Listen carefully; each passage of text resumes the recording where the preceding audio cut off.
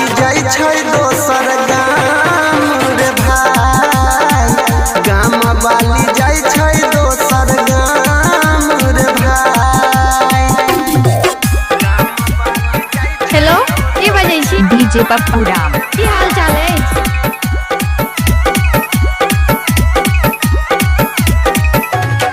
पप्पू राम का contact mobile number आज 8476970003।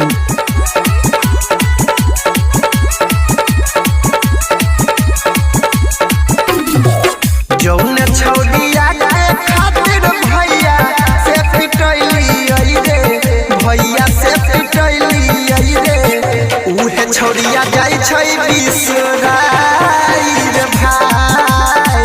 जौन छौड़िया के मधुबनी हम घुमैली दरभंगा हम घुमैली रे, उहे छौड़िया जाई छै ससुराल रे भाई।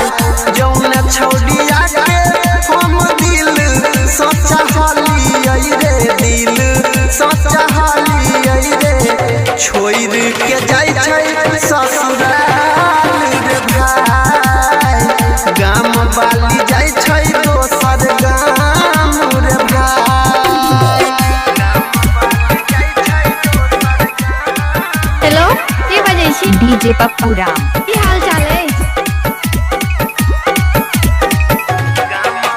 डीजे पप्पू राम। सौधराना। डीजे पप्पू राम। सौधराना।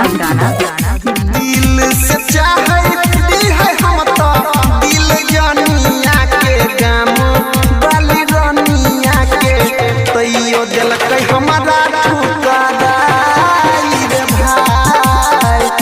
यादव अनिल के छोड़ के रंजन देवेन दर के सारा बन देवेन दर के, लेलकै उ छोड़िया अपनाई रे भाई। जौन छौड़िया के हम दिल सचहली रे, दिल सचहली रे, छोड़ के जाई छै दोसर